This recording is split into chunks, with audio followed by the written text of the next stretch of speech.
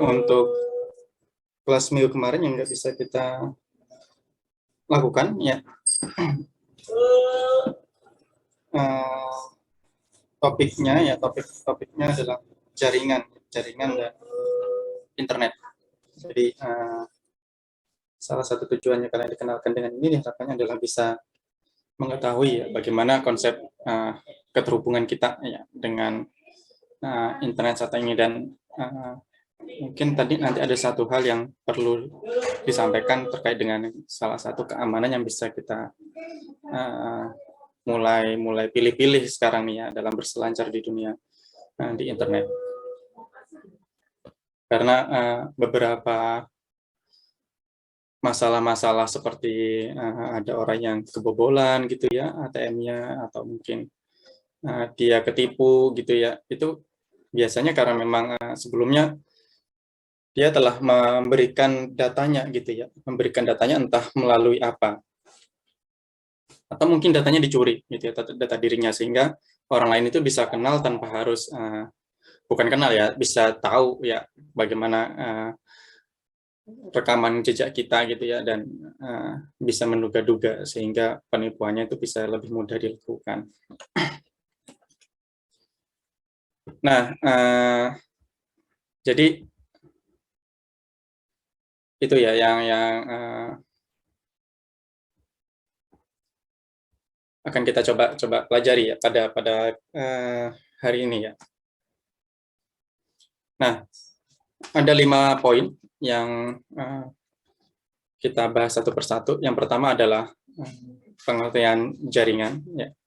Yang kedua adalah jenis-jenis jaringan. Yang ketiga ini adalah topologi jaringan ya. Jadi jaringan-jaringan itu ada yang dengan kabel, ada yang nirkabel ya. Kalau nirkabel kita sudah tahu ya, pakai wireless dan sebagainya. Sedangkan yang kabel itu ada cara-cara untuk menyusunnya gitu ya, karena kalau nyusunnya tidak terkonsep gitu ya antara komputer satu dan komputer lain, kabel-kabelnya itu ya nantinya pasti akan akan sulit ya dibenerin jika ada masalah ya. Oke. Kemudian yang ketiga adalah internet, dan yang terakhir dari internet yang kita bahas adalah HTTP dan HTTPS ya. Kelihatannya cuma beda S ya, tapi padahal dengan ketambahan satu S ini nanti dia menjadi lebih aman ya rasanya. Mungkin kalau ketambahan beberapa S itu jauh lebih aman ya sepertinya. Oke, sudah bisa. Nah, saat ini ya kita mau tidak bisa menyangkal ya bahwa informasi itu sudah menjadi kebutuhan ya. Informasi telah menjadi kebutuhan ya. Mungkin kalau yang tinggalnya terbiasa dengan kegiatan-kegiatan di lingkungannya bisa ya sehari atau beberapa hari tanpa mendapatkan informasi melalui media, entah itu media sosial ya, media televisi atau media radio atau media lainnya. Tapi bagi yang sudah terbiasa dengan media-media itu ya biasanya yang hidupnya di perkotaan gitu ya, kebanyakan ya, saya nggak bilang semuanya tapi kebanyakan pasti akan mengalami kesulitan gitu ya. Kadang juga ada yang bingung gitu kalau pas nggak dapat informasi apapun hari itu ya, entah itu updatean temennya, entah itu berita terkini atau apa, itu pasti akan menyebabkan mulai bingung ya, apa kabar hari ini gitu ya. Dalam 1 hari atau 2 hari gitu ya, benar-benar nggak menyentuh media apapun ya, dan hidup biasa tanpa adanya media-media itu. Nah, pasti akan ada namanya kayak yang semacam keseharian gitu yang hilang gitu ya, yang itu bisa membuat kadang bingung gitu ya mau ngapain dan sebagainya. Nah, itu adalah salah satu contoh bahwa saat ini informasi itu telah menjadi kebutuhan yang memang tidak bisa kita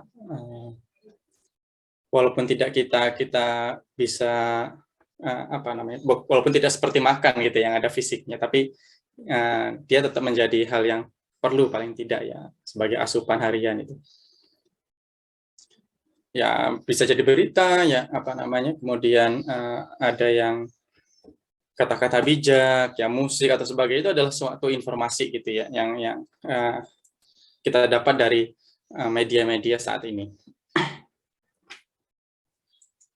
Nah, selain itu ya bagi yang suka bertukar informasi gitu ya, apalagi yang butuh bertukar informasi,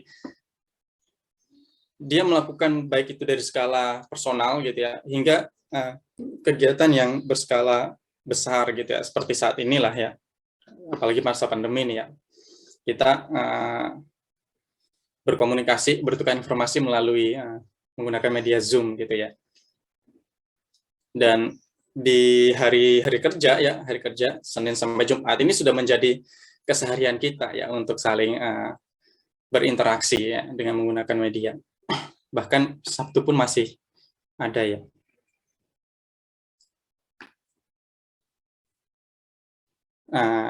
Informasi tadi gitu ya, ada yang jaraknya jauh ya, dari tempat yang jauh, ada yang dari dekat. Nah, saat ini kita sudah terbiasa dengan informasi yang jauh yang datang ke kita gitu ya.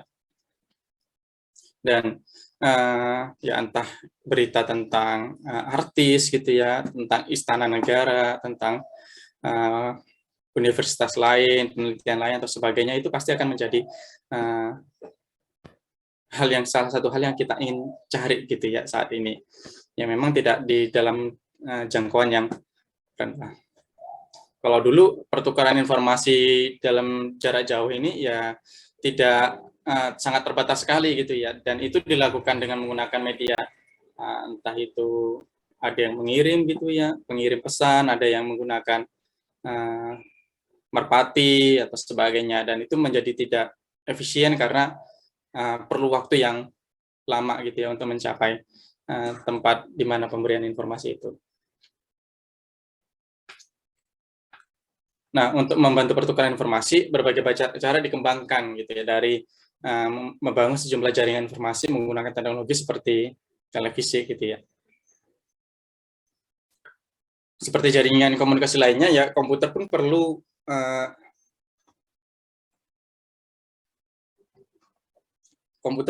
terhubung gitu ya. Kenapa? Karena ketika ada yang namanya komputer dulu itu ya, banyak sekali hal yang bisa dilakukan secara ringkas gitu ya. Nggak semisal dokumen gitu ya. Kalau dokumen dalam bentuk kertas dan sebagainya, ketika dikirimkan, itu rawan terdapat masalah seperti entah itu terkena hujan gitu ya.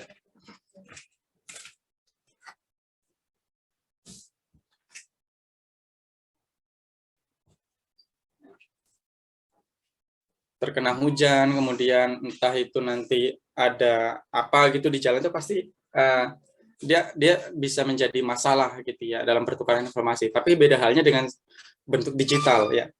Kalau komputer dulu kan jarang ada yang bisa, ada yang punya gitu ya, sehingga mengubah informasi yang mau dikirimkan itu juga tidak mudah gitu, hanya orang-orang yang pintar yang mengerti saja yang bisa melakukannya. Nah, seiring berjalannya waktu, komputernya mulai dibutuhkan untuk bisa bertukar informasi ya, apalagi saat dia bisa melakukan hal yang jauh lebih banyak daripada yang dilakukan oleh manusia gitu, yang kaitannya dengan komputasi. Nah, sehingga adalah yang namanya perkembangan terkait dengan komunikasi gitu ya, antar komputer ya, atau jaringan komputer satu dengan yang lainnya. Ya, kalau dari segi bahasa, ya ini yang tadi saya jelaskannya, jadi komputer itu bisa berkomunikasi satu dengan lain untuk kaitannya bertukar data, mengirim maupun menerima data ya secara digital.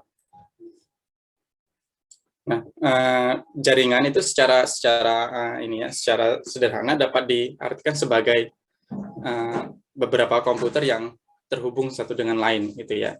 Yang terhubung itu bukan hanya terhubung gitu aja ya, tapi juga bisa bertukar informasi ya, dan berbagi sumber daya. Nah, kalau dulu itu terhubungnya komputer itu adalah antara DAM terminal dengan host komputer. Ya. Host komputer ini adalah komputer besar gitu ya, yang dalam satu ruangan gitu, yang dia bisa untuk melakukan komputasi dan sebagainya. Nah, DAM terminal ini dia adalah hanya sebagai output saja gitu ya. Dia hanya bisa menampilkan hasil komputasi dari host komputer dan mengirimkan perintah ke host komputer.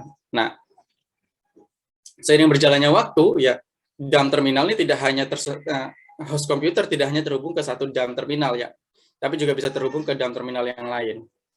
Nah, jadi dulu awal-awal komunikasi antar data ya antar komputer itu ya sebenarnya bukan antar komputer ya, tapi dari DAM terminal kemudian host komputer, sehingga data-datanya disimpan di sini semua ya, prosesnya di sini semua. Dari DAM terminal yang lain ya, DAM terminal yang lain dia bisa mengambil informasi yang ada di host komputer. Nah, itu masih bisa dilakukan kalau dulu ya, dan tentu ini akan memerlukan harus pada skala yang kecil gitu ya, pada skala yang kecil. Pada skala yang lebih luas lagi ya ini menjadi tidak bisa dilakukan karena memang peralatan yang masih belum siap pada saat itu. Tahu sendiri ya, kemarin pada saat ini Speedy mengalami gangguan gitu ya, kabelnya kan gede banget gitu ya, kabelnya itu gede banget. Nah, saat dulu itu masih belum bisa ada gitu ya, masih belum bisa buat yang seperti itu, sehingga ya tentu untuk berhubungan satu dengan yang lainnya menjadi tidak mudah gitu ya kalau dulu.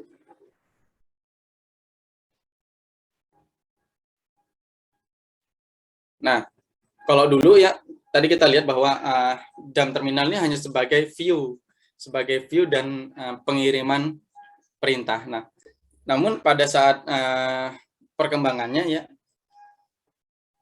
ditemukanlah yang namanya teknologi IC.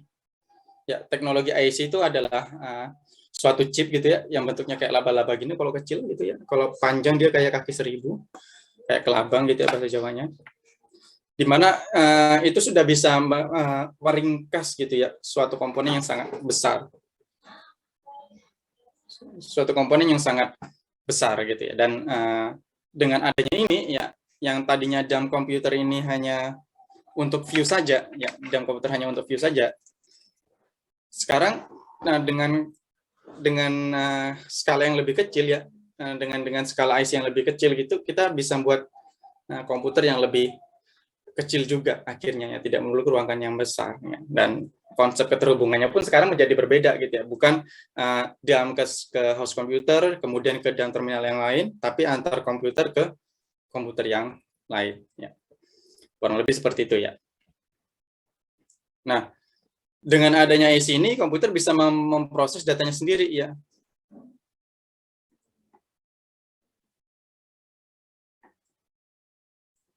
Ya, kalau DAM komputer dia kan memproses ke host komputer. DAM terminal itu memproses ke host komputer. Ya. Nah, dengan adanya IC ini akhirnya komputer itu bisa memproses sendiri. Ya, jadi komunikasinya sekarang adalah pertukaran data antar komputer, bukan dari DAM terminal ke host komputer, kemudian DAM terminal yang lain ambil ke host komputer, bukan seperti itu ya pertukarannya. Nah, keuntungan dari jaringan sendiri ya, mungkin banyak banget yang bisa kita rasakan ya, cuma jika diringkas ya mungkin ada 3 ini ya. Yang pertama berbagi sumber daya, yang kedua berkomunikasi, yang ketiga mengintegrasikan data. Berbagi sumber daya saya rasa ini sudah menjadi hal yang kita lakukan gitu ya. Begitu juga untuk berkomunikasi. Nah, sedangkan mengintegrasikan data ini belum tentu ya. Mungkin dari beberapa dari kalian ya, atau mungkin saya nggak tahu juga bagaimana kurikulum untuk di SMA saat ini ya. Jadi mengintegrasikan data ini salah satunya adalah penggunaan Google Docs ya, Google Sheet,